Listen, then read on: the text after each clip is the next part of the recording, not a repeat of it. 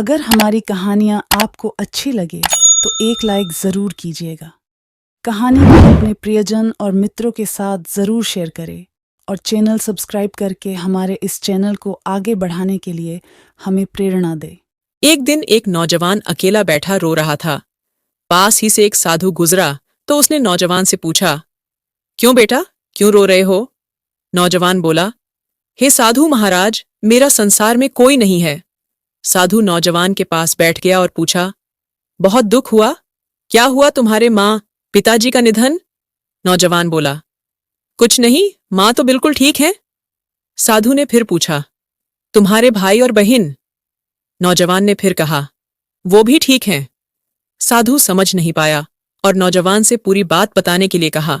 नौजवान बोला, मुझे इतने वर्ष लग गए यह जानने के लिए कि मेरा कोई नहीं है और किसी को भी मुझसे लगाव नहीं है, न माँ पिताजी को, न भाई बहन को।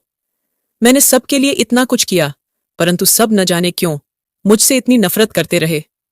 मैंने तो किसी का कुछ नुकसान भी नहीं किया, बुरा नहीं किया, कभी किसी से धन की लालसा नहीं रखी।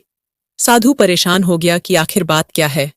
उसने नौजवान से अपनी कहानी सुनाने के लिए कहा। नौजवान ने सुनाई अपनी कहानी।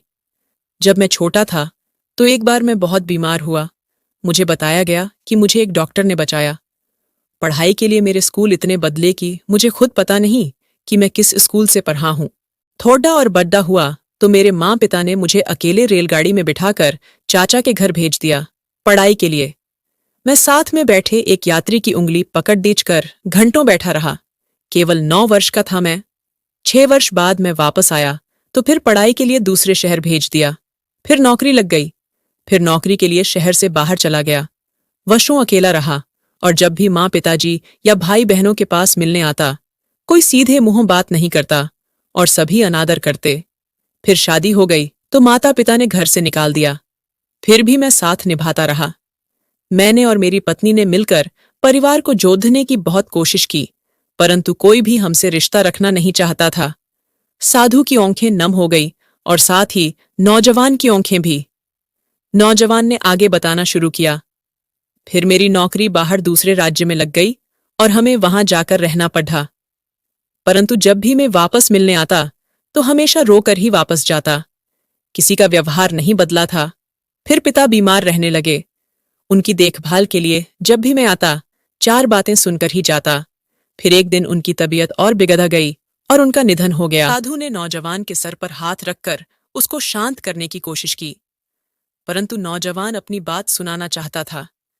नौजवान ने फिर बताना शुरू किया, मेरे पिता की मृत्यु पर कोई नहीं आया और केवल मैंने और मेरी माँ ने पिता की मृत्यु की बाद के सारे कार्य पूरे किए। हैरान था कि जिन बच्चों को हमेशा मेरे माँ पिताजी ने सबसे ज्यादा प्रेम किया, आर्थिक सहायता दी, वो मेरे पिता के गुजर जाने के बाद इतने दूर कैसे हो गए और सबने कहना शुरू कर दिया कि अब मुझे ही अपनी माँ का ख्याल रखना है और अपने पास रखना है और अब उनको माँ से कोई मतलब नहीं। साधु भी परेशान हो गया और नौजवान से आगे बताने के लिए कहा।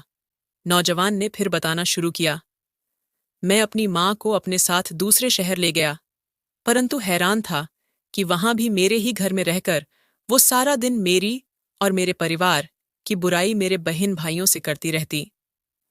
मैंने उनका बहुत ख्याल रखा। पहले वो खाना कहती, फिर हम खाते, परंतु महसूस हुआ कि उनका मुझसे या मरे परिवार से कोई भी लगाव नहीं था। कुछ दिन रहकर उन्होंने वापस अपने शहर जाने की जिद की और मैं उनको वापस ले आया। फिर वही शुरू हो गया। मेरे लिए मेरी माँ और भाई बहनों के दिल में केवल नफरत ही थी। जो भाई बहन अपने खुद के पिता के देहांत के बाद मिलने भी नहीं आए, वही मेरी माँ को सगे लगते थे। मैंने अपनी माँ को बहुत समझने की कोशिश की, परंतु वो नहीं मानी। आखिरकार वो मेरे छोटे भाई के घर रहने चली गई और वहीं रहने लगी। फिर क्या हुआ? साधु ने पूछा। फिर एक दिन अचानक उन्होंने वापस आकर फिर मेरे साथ रहने का फैसला किया, परंतु अब मैं तैयार नहीं था। मेरा परिवार इन सब घटनाओं से बहुत परेशान हो चुका था और अब आगे सहन करने को तैयार नहीं था। जिस माँ पिता ने, भाई बहनों ने इतने वर्ष तक मेरा सिर्फ शोषण किया हो, आज मेरी मदद मांग रहे थे, क्योंकि माँ को कोई भी रखना नहीं चाहता था।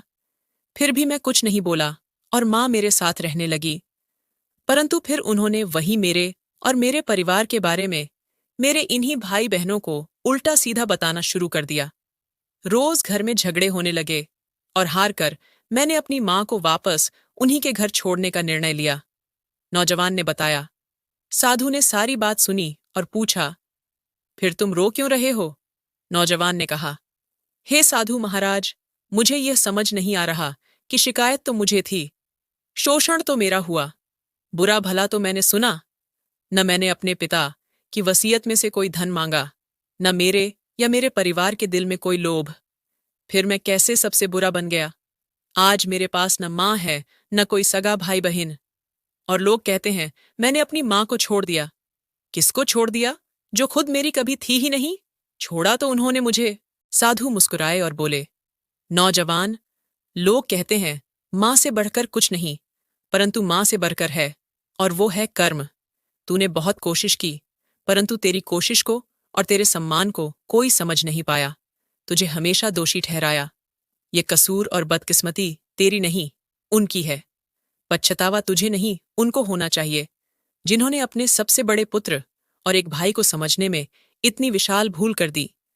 कर्म के हिसाब से सब बराबर हैं, न माँ बड़ी और न ही पुत्र, न ही पिता बड़ा और न ही भाई बहन।